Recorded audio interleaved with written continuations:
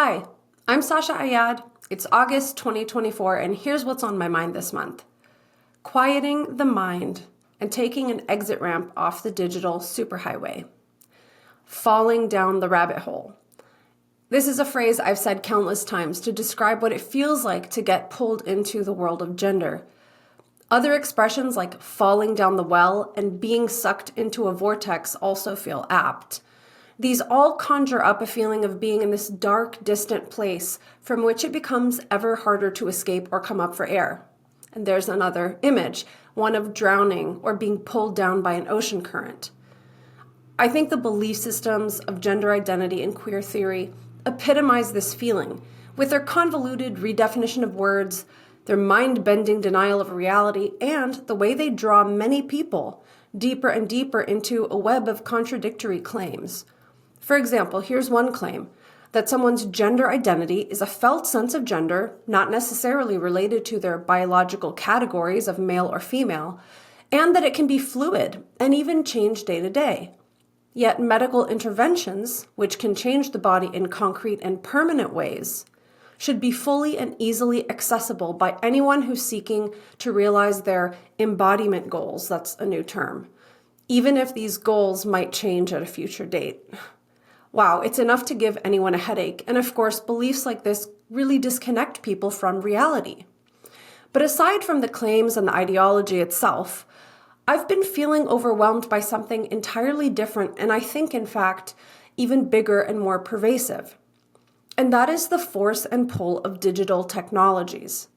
Maybe more than that, it's the way I feel when I'm always consuming, reading, listening to, and absorbing information, seemingly with no breaks and no respite. It's constant and it feels never ending. There's always something new to read, social media posts to catch up on and respond to, and information that I really want to consume. Some of it is intriguing and valuable, and other pieces of information are more like tasks I need to check off a list.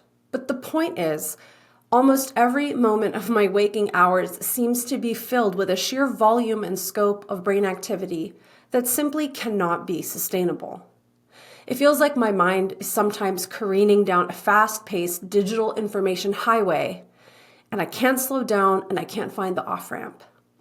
I doubt that our bodies, minds, or spirits have really evolved to consume and process such a massive volume of information. And additionally, the complex nature of the information itself places a severe burden on our cognitive and emotional processing power. Is anyone else experiencing this? Every so often, this feeling of overwhelm and dread and profound distractibility moves from the invisible, from my baseline way of operating, and comes to the surface, calling itself to my attention. It feels like my hunger for mental stimulation is insatiable, yet I'm also aware that it can be deeply destructive. In these kinds of moments, I notice, often with horror, how out of control my mind can feel. I barely can hear myself think above all the digital noise. But then again, I don't really want to hear myself think either. What I actually want to experience, what I'm craving, is mental stillness, quiet, and emptiness. I suspect many of us feel this way, but don't really know how to get off this fast-moving sidewalk.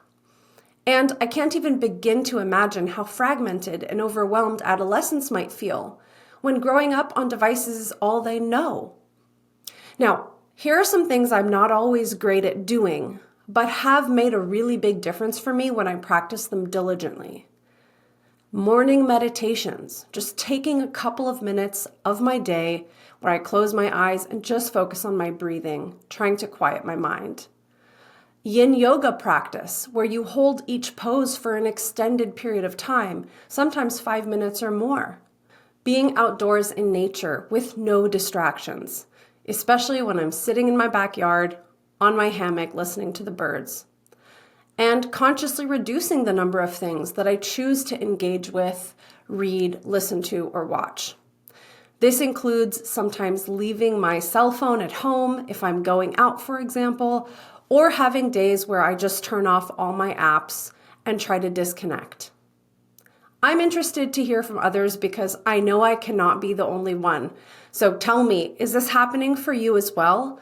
And if so, What practices have you added to your life, or what behaviors have you reduced that help you achieve a kind of stillness of mind? Leave your comments below right here on YouTube, and I'll be really curious to read what you share.